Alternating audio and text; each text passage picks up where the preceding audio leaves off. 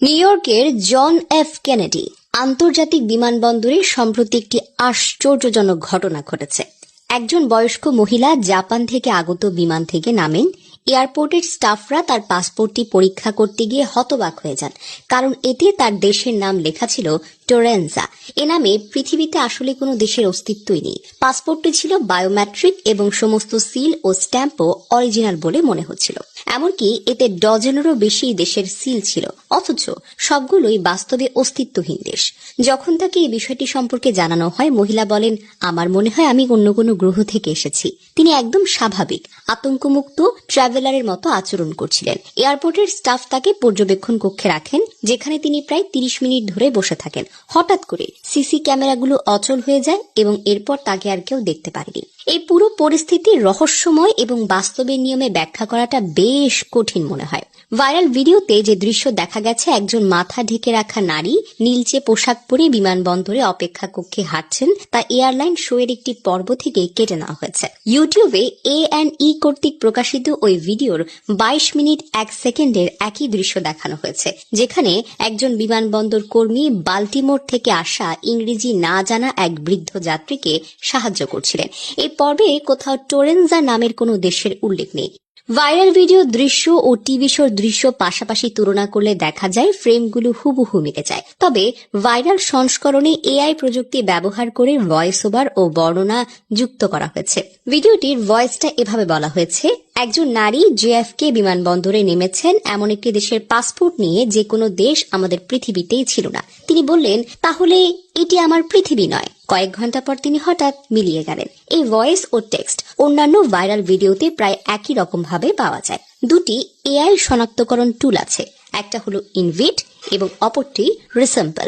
নিশ্চিত করেছে ভিডিওটি অডিও ক্লোনিং প্রযুক্তি ব্যবহার করে তৈরি করা হয়েছে। এদিকে জেএফকে বিমানবন্দর কর্তৃপক্ষ, যুক্তরাষ্ট্রের কাস্টমস অ্যান্ড বর্ডার প্রোটেকশন কিংবা কোনো নির্ভরযোগ্য সংবাদ মাধ্যম এই ঘটনার সত্যতা স্বীকার করতে পারেনি। কোনো যাত্রী রেকর্ড বা সরকারি বিবৃতিও এক্ষেত্রে পাওয়া যায়নি, যা স্পষ্ট করে দেয় ভিডিওটি কেবল অনলাইনে ভাইরাল হওয়ার জন্যই বানানো হয়েছে। জানা যায় 1954 সালে গ্রীষ্মে টোকিওর হানেডা এয়ারপোর্টে একটি অনুরূপ ঘটনা ঘটেছিল। একজন সুসজ্জিত ইউরোপীয় লোক একটি ফ্লাইট থেকে নেমে এমন একটি দেশের পাসপোর্ট দেখিয়েছিলেন যার নাম কেউ জানত না, টাউরেট। পুরুষটি জোর গলা দিয়ে বলেন, টাউরেট ছোট্ট একটা সার্বভৌম দেশ, যা স্পেন ও ফ্রান্সের মাঝামাঝি, ঠিক সেখানেই যেখানে আন্দোরা আছে। তার পাসপোর্টটা একেবারেই বাস্তব মনে হচ্ছিল। এতে জাপান সহ বেশ কয়েকটি সত্যিকারের দেশের ইমিগ্রেশন স্ট্যাম্পও ছিল। তিনি অনেক ভাষায় পারদর্শী, বলেন যে এটি একটি নিয়মিত ব্যবসায়িক সফর। তবে কাস্টম কর্মকর্তারা কোনো রেকর্ড খুঁজে পাননি। কর্তৃপক্ষ তাকে তদন্তের জন্য নিকটবর্তী একটি হোটেলে রাতভর আটক করে রেখেছিলেন। সকালে রহস্যময় যাত্রী এবং তার সমস্ত জিনিসপত্র নিখোঁজ হয়ে যায়। কোনো এক্সিট রেকর্ড পর্যন্ত করা হয়নি এবং তার হোটেল রুম ভেতর থেকে তালাবদ্ধ ছিল। এই গল্পটি ম্যান অফ টাউরেট নামে বেশ পরিচিত। বিশ্বজুড়ে এখন কৃত্রিম বুদ্ধিমত্তার ব্যবহার যেন দ্রুত বাড়ছে, ফলে বাস্তব ও কল্পনার মধ্যে পার্থক্য করাটা ক্রমেই কঠিন হয়ে পড়েছে। নতুন এআই টুল ব্যবহার করে এমন ভিডিও তৈরি করা সম্ভব যা অত্যন্ত বাস্তব মনে হয়, যদিও সেগুলোর কোনো ঘটনার ভিত্তি নেই। সম্প্রতি এমন আরেকটি ভিডিও ভাইরাল হয়েছিল, যেখানে দাবি করা হয় এক জেসিকা র্যাটক্লিফ নামের মেরিন ট্রেনার শো চলাকালীন এক কিলার হোয়েলের আক্রমণে নিহত হয়েছেন। কিন্তু অনুসন্ধানে জানা যায় জেসিকা র্যাটক্লিফ নামে কোনো ব্যক্তির অস্তিত্বই নেই।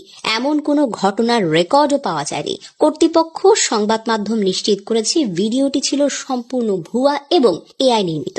যদিও এটি ফেক, তবে অনেকে বিভিন্ন থিওরি দেন। কিছু লোক বলেন এটি গোপন অপারেশনের অংশ, যেমন ধরুন ব্ল্যাক সাইট বা সিক্রেট সোসাইটি। আধুনিক ভার্সনগুলো এআই দিয়ে তৈরি, যাতে পুরনো ক্লিপগুলোকে নতুন গল্প যুক্ত করা হয়। কিন্তু এসবের কোনো প্রমাণ নেই। আসলে এগুলো শুধুমাত্র অনলাইন স্পেকুলেশন।